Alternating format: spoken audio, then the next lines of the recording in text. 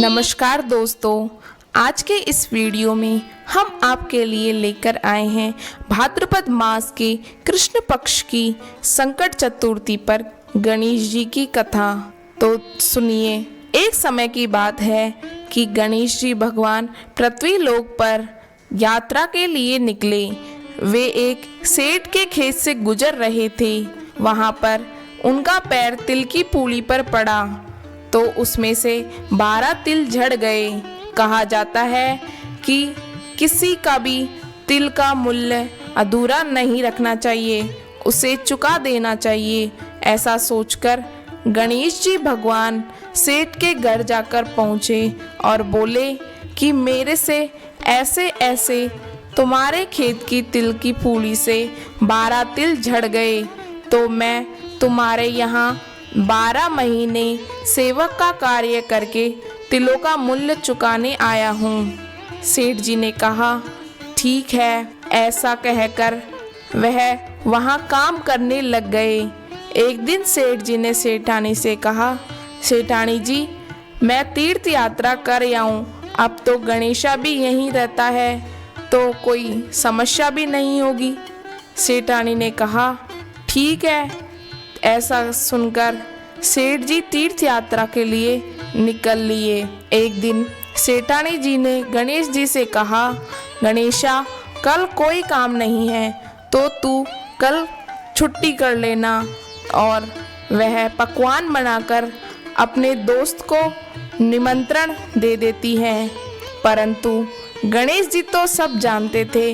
उनको पहले ही पता लग गया था कि सेठानी जी क्या कर रही हैं। जैसे ही वह अपने दोस्त के साथ पकवान खाने बैठती है, इतनी देर में गणेश जी आ जाते हैं। सेठानी का दोस्त कहता है कि मैं कहाँ छुपूं।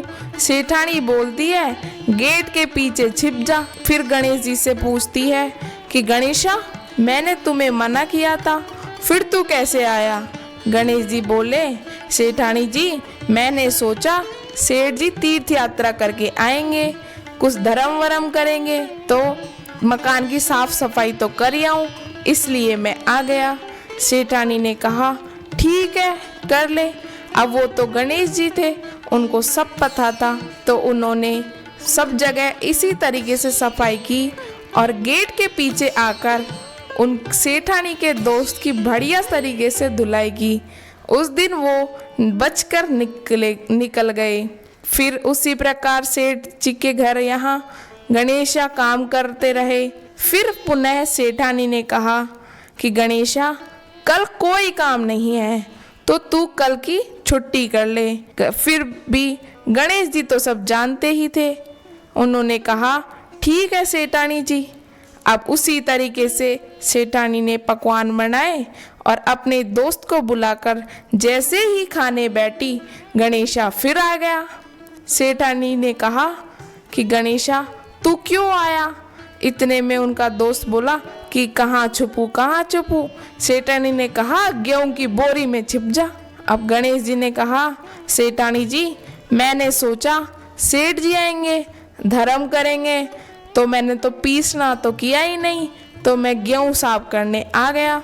सेठानी ने कहा, कर ले तो भाई गणेशा, कर ले।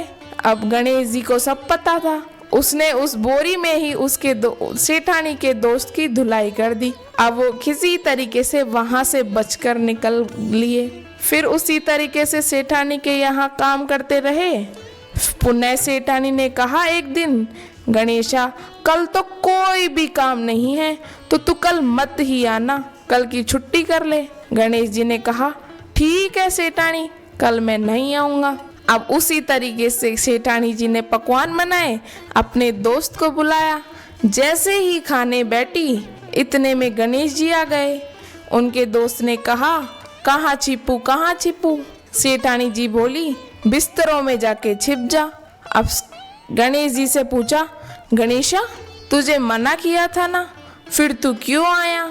गणेश जी बोले, सेठानी जी, मैंने सोचा सेठ जी धर्म करेंगे तो साथ में पंडित वगैरह भी आएंगे, तो उनके सोने की व्यवस्था के लिए बिस्तरों में धूप वूप लगा लूँ, उनको फटकार लूँ।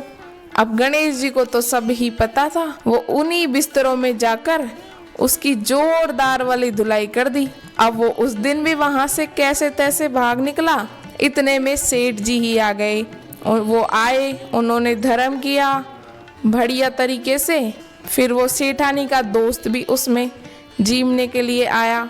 अब गणेश जी ने उसको बिल्कुल भी नहीं परोसा। अब सेठानी को पता चल गया। सेठानी बोली सेठ जी से कि गणेशा उस आदमी को नहीं परोसा। सेठ जी ने गणेश जी से बोला, गणेशा तू उसको क्यों नहीं परोस रहा?